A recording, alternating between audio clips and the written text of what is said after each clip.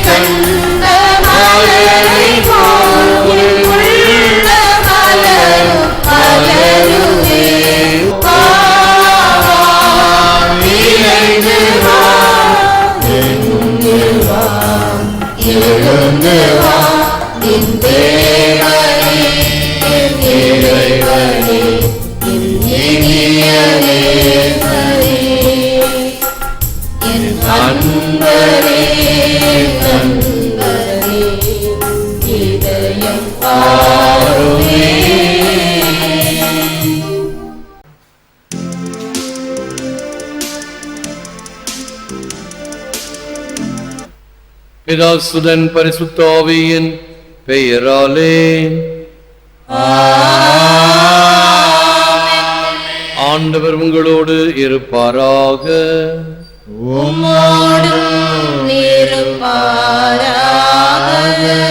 இயேசுவில் அன்பார்ந்தவர்களே, நவம்பர் மாதம் வியாழக்கிழமை ஆண்டின் புதுக்காலம் 33ஆம் வாரம் என்னும் திருப்பலி தொலைக்காட்சியிலும் இணையத்திலும் கண்டு ஒப்பு கொடுக்கின்ற குடும்பங்கள், வயதானவர்கள், நோயாளிகள், குழந்தைகள், இராணுவ வீரர்கள் அனைவருக்காகவும் இறைஞ்சுவோம்.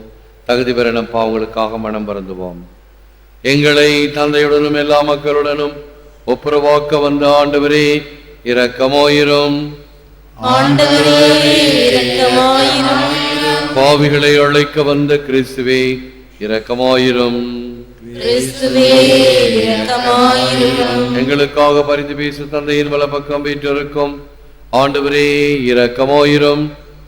ஆண்டவரே இரக்கமாயிரும். இல்லாமல் இறைவன் நம்மை இரக்கம் வைத்து நம் பாவங்களை மன்னித்து நம்மை நித்திய வாழ்வுக்கு அழைத்து செல்வாராக. ஆமென். முதல் வாசகம். மக்களை கடவுளுக்கென்று விலை கொடுத்து மீட்டுக் கொண்டீர். திருத்தூதர் யோவான் எழுதிய திருவழிபாட்டில் இருந்த வாசகம். சகோதரர் சகோதரிகளே, அரியணையில் வீற்றிருக்கின்றவரது வலக்கையில் ஒரு சுருளேட்டை கண்டேன். முத்திரைகளை உடைத்து ஏட்டை பிரிக்க தகுதி பெற்றவர் யார் என்று வலிமைமிக்க வானதூதர் ஒருவர் உரத்த குரலில் முழங்க கேட்டேன். அரியணை நடுவில் ஆட்டுக்குட்டி ஒன்று நிற்க கண்டேன். அதற்கு 7 கொம்புகளும் 7 கண்களும் இருந்தன.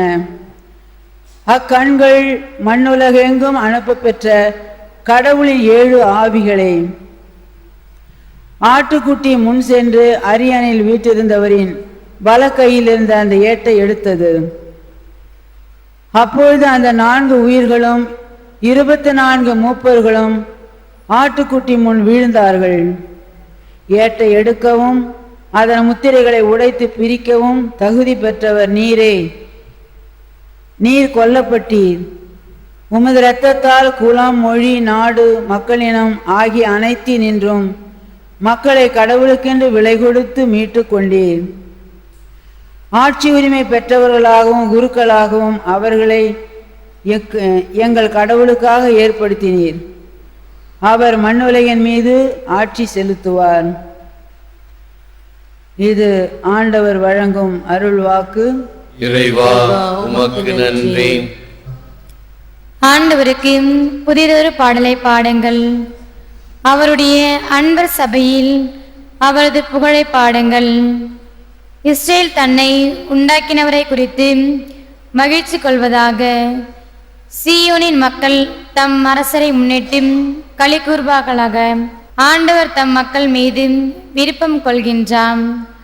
தாழ்நிலையிலுள்ள அவர்களுக்கு வெற்றியளித்து மேன்மைப்படுத்துவார். அவருடைய அன்பர் மேன்மையடைந்து களி கூர்வாராக. அவர்களின் வாய் இறைவனை ஏற்றி புகழட்டும்.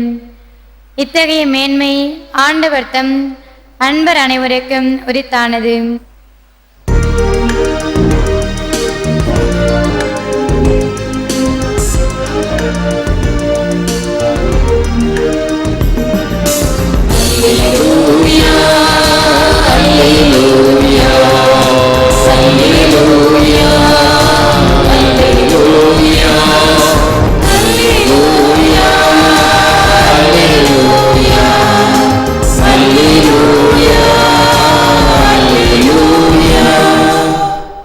உங்கள் இதயத்தை கடினப்படுத்தி கொள்ளாதீர்கள். மாறாக நீங்கள் அவரது குரலுக்கு செவி கொடுத்தால் எத்துணை நலம். அல்லேலூயா. ஆண்டவர் உங்களோடு இருப்பாராக. உம்மோடு இருப்பாராக. புனித லூக்கா எழுதிய நற்செய்தியிலிருந்து வாசகம். உமக்கு மகிமை. மகிமை. அக்காலத்தில் இயேசு எருசலேம் நகரை நெருங்கி வந்ததும் கோவிலை பார்த்து அழுதார். இந்த நாளிலாவது அமைதிக்குரிய வழியை நீ அறிந்திருக்க கூடாதா? ஆனால் இப்பொழுது அது உன் கண்களுக்கு மறைக்கப்பட்டுள்ளது.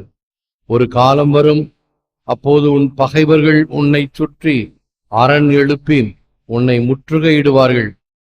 உன்னையும் உன்னிடத்தில் உள்ள உன் மக்களையும் எப்பக்கத்திலிருந்தும் நெருங்கி அழித்து உன்னை தரைமட்டமாக்குவார்கள். மேலும் உன்னிடம் கற்கள் ஒன்றின் மீது ஒன்று இராதபடி செய்வார்கள். ஏனெனில் கடவுள் உன்னை தேடி வந்த காலத்தை நீ அறிந்து கொள்ளவில்லை என்றார். இது கிறிஸ்து வழங்கும் வாழ்வு தரும் நற்செய்தி. கிறிஸ்துவே உமக்கு புகழ். You did not recognize the time and visitation of your God. கடவுள் உன்னை தேடி வந்த காலத்தை நீ அறியவில்லை. இயேசுவில் அன்பார்ந்த சகோதர சகோதரிகளே, அன்பார்ந்த பிள்ளைகளே, அன்பார்ந்த தொலைக்காட்சி விசுவாசிகளே, கடவுள் வந்த காலத்தையே அறிந்திடாத எருசலேமே, படையெடுத்து பகைவரெல்லாம் தரையின் மட்டமாக்கிடுவார். கல்லின் மீது கல் நில்லாது காலம் உன்னை சீர்குலைக்கும் என்று சொல்லி அந்த நகரை நோக்கி கண் கலங்கி முத்துதித்த எம்மேசுவே சரணமே உமது திருப்பாதம். இது இயேசு காவியம், கவியரசு கண்ணதாசன் எழுதிய வார்த்தைகள், அருமையான வார்த்தைகள். எருசலேமை நோக்கி இயேசு அழுதார், கண் வடித்தார், கண்ணீர் வடித்தார். 3 இடங்களில் இயேசு அழுததை நாம் நற்செய்தியில் பார்க்கிறோம். அந்த நைம் நகரத்து கைம்பன் மகன் இறந்த பொழுது அழுதார், பாடையை தொட்டார், அவனுக்கு வாழ்வு கொடுத்தார். லாசர் இறந்த பிறகு கண்ணீர் விட்டு அழுதார், லாசரை உயிர்ப்பித்தார். இந்த எருசலேம் நகரை நோக்கி அழுதார். அதே போன்று பைபிளிலே இருக்கக்கூடிய மிக மிக குறுகிய வசனம் இதுதான். லத்தீன் மொழியிலே, தமிழிலும் இயேசு அழுதார் என்ற 2 வார்த்தைகள் தான். இயேசு ஃப்ளேவிட், இயேசு அழுதார் என்ற 2 வார்த்தைகள் பைபிளில் மிக சுருக்கமான வரி. ஆக இயேசு இந்த எருசலேமை நோக்கி அழுதது ஒரு ஆத்ம தாகத்தினால். Jesus wept not because what was going to happen to him, but because what was going to happen to others. இயேசு தனக்கு என்ன நடக்கப் போகிறது என்பதற்காக அழவில்லை, மாறாக பிறருக்கு என்ன நடக்கப் போகிறது என்பதற்காக அழுதார். His love is so transcendental that he has made himself small and humble so that we can be great. He has accepted to be diapered like a newborn baby so that we can be liberated of the chains of sin. He has accepted to be nailed to the cross so that we can appear among the stars of heaven. That is why we must thank God and discover amid us He who visits and redeems us. St. Ambrose.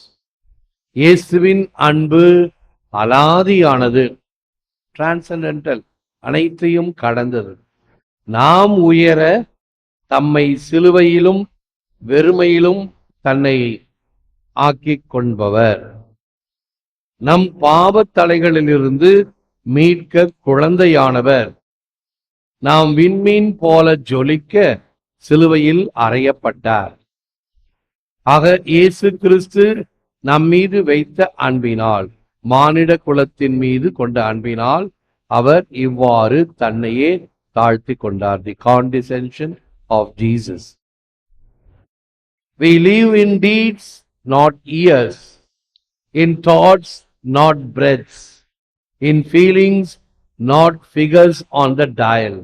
கமாலியல். நாம் வாழ்வது செயல்களில், வருடங்களில் அல்ல, எண்ணங்களில், மூச்சில் அல்ல, உணர்வில், திரை எண்ணில் அல்ல.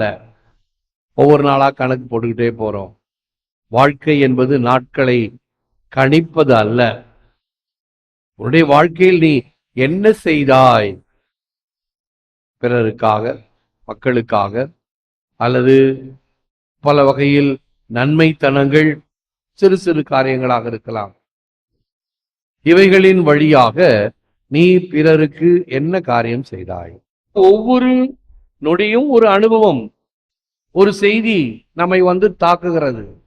ஒவ்வொரு அனுபவமும் பல கருத்துக்களை நமக்கு தருகிறது. அதை திறந்த கண்களினால் கொண்டு பார்க்கிறோமா? இறைவன் இந்த செயல்பாடுகளினால், இந்த அனுபவத்தால் எனக்கு இத்தகைய ஒரு கருத்தை வெளிப்படுத்துகிறார். ஆகவே நாம் வாழ்வது செயல்களில், வருடங்களில் அல்ல.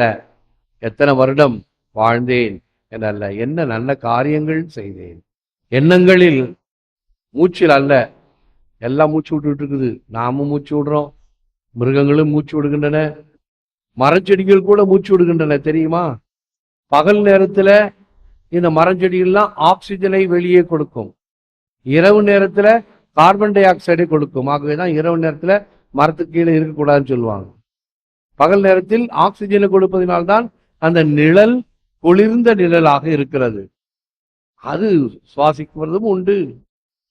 ஆக மூச்சில் அல்ல வாழ்க்கை, எண்ணங்களில். என்னுடைய எண்ணங்கள் எப்படிப்பட்ட எண்ணங்கள்? உணர்வில் எப்படி உணர்கிறேன்? நல்லவைகளுக்கு நல்லவைகள், இறக்கப்படுபவைகளுக்கு இறக்கப்பட வேண்டும், கோபப்பட வேண்டியதில் கோபப்பட வேண்டும். ஒரு வீடு பத்திக்கிட்டோன்னா எப்படி இருக்கும் நமக்கு உணர்வுகள்? சத்தமா கத்தி பிறரை கூப்பிடுவோம். ஆகவே அடக்கமா வீடு பற்றி கொண்டது, யாராவது வந்து உதவி செய்யுங்களேன் அப்படின்னு சொன்னா ஒருத்தரும் வரமாட்டாங்க. அதே போன்று தவறு நடக்கிறதா, தட்டி கேட்க வேண்டும். தவறு என்பது எப்பொழுதும் தவறுதான், சரியாகாது. யார் செய்தாலும் தவறு தவறுதான். ஆகவே இந்த நீதி நேர்மை இவைகளிலே வாழும் பொழுது அதுதான் வாழ். உணர்வு இல்லாமல் மரக்கட்டை போல் இருப்பவர்கள் அல்ல. புழு கூட தன்னை மிதித்தவர்களை எதிர்த்து நிற்குமாம். அப்படி உடனே நேரா நிற்கும். புழு ஊர்ந்து போவதுதான். யாராவது மிதிச்சா ஒன்று எழுந்து நிற்கும். இவைகள் எல்லாம் உணர்வில் வாழுகின்றவைகள். அதே போன்று நானும் நல்லவைகளுக்கு நன்றியும் தீயவைகளுக்கு என்னுடைய எதிர்ப்பும் கண்டிப்பும் கரிசனமும் இருக்க வேண்டும். One of the most distressing signs of contemporary times is the denial of guilt. அருமையான வார்த்தைகள். நவீன கால பயங்கர நெருடல் குற்றத்தை மறுத்தல், குற்றத்தை ஏற்காமை அல்லது குற்றத்தை சாதாரணமாக ஏற்று. எல்லாரும் தான் காப்பி அடிக்கிறாங்க, நான் காப்பி அடிச்சா தப்பா? குற்றத்தை ஏற்காம. 10 ரூபா திருடுனா தப்பா? லட்சக்கணக்கா திருடினவன், கோடிக்கணக்கா ஊழல் செஞ்சவெல்லாம் இருக்கிறான். 10 ரூபா திருடுனா தப்பா? தப்பு என்பது தப்பு. 1 ரூபாய் இருந்தாலும் சரி, 1 கோடி ரூபாயாக இருந்தாலும் சரி. ஆக இப்படி குற்றங்களை ஏற்றுக்கொள்ளாத தன்மை இப்பொழுது நிறைய இருக்கிறது. இது தவறு, இது செய்யலாகாது என்கின்ற வகையில் என்னுடைய மனசாட்சி தீர்க்கமாக இருக்க வேண்டும். எனவே இத்தகைய பின்னணியில் செபிப்போம், முழந்தாள் இருப்போம். Lord Jesus, you have visited and redeemed your people. May I not miss the grace of your visitation today as you move to bring your people into greater righteousness and holiness of life. Purify my heart and mind that I may understand your ways, conform my life more fully to your will. இயேசுவே, மக்களை சந்தித்து மீட்டு இன்று மக்களை புனிதத்திற்கு இட்டு செல்லும் அளவிலாத அன்பு பெருக்கை நழுவ விடாது காப்பேனாக. என் இதயத்தையும் சிந்தனையையும் தூய்மையாக்கும்.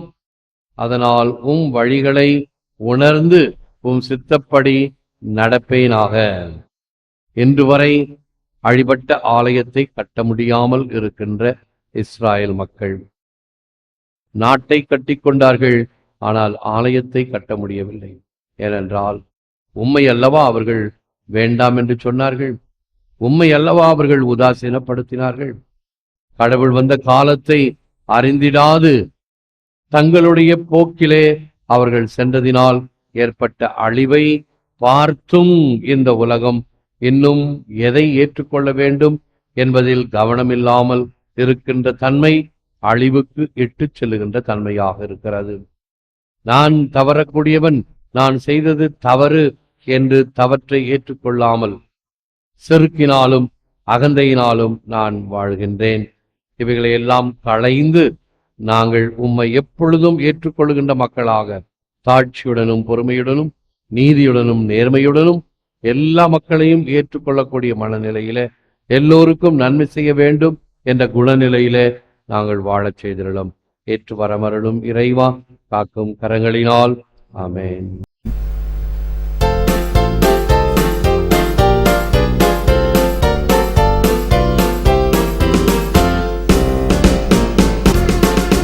உலகிற்கு ஒளியாய் உயிருக்கு வழியாய் துலங்கிடும் உமக்கே இறைவா நன்றி நன்றி இறைவா நன்றி நன்றி கூறுகிறோம்.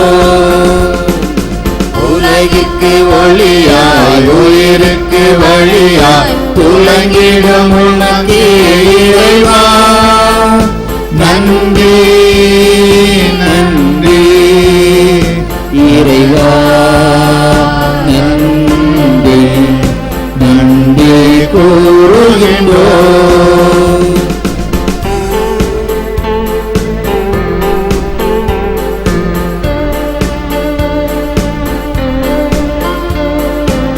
இயேசுவின் குரலை இதயத்தில் கொண்டு இணையில்லா பள்ளியில் இறைவனை உண்டு சென்றிடும் வழியில் சொல்லிடும் மொழியில்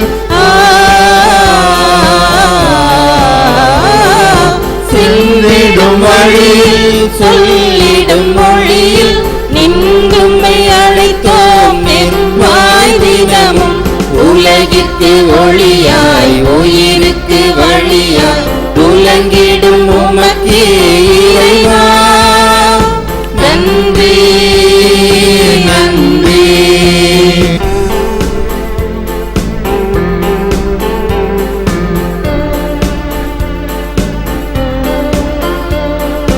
உண்மை வழியை உலகிற்கு காட்டு உலகத்தை அன்பால் ஒன்றாய் திரட்டு அகையிருளக தீரையருள் புகழ்த்த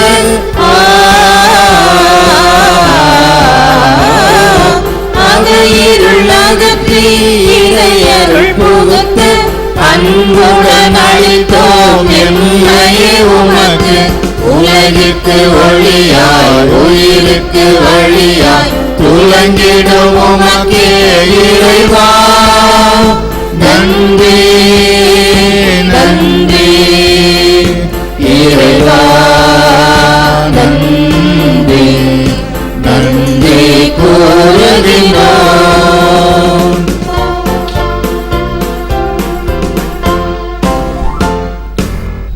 நித்திய ஸ்துதிக்குரிய பரிசுத்த கருணைக்கு பக்தியாய் ஆராதனை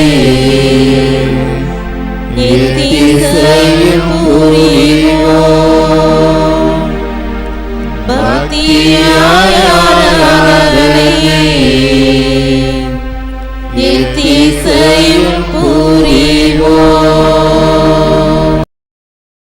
பிதாசுதன் பரிசுத்தாவின் பேராலே ஆமென். இயேசுக்கே புகழ், மரியே வாழ்க.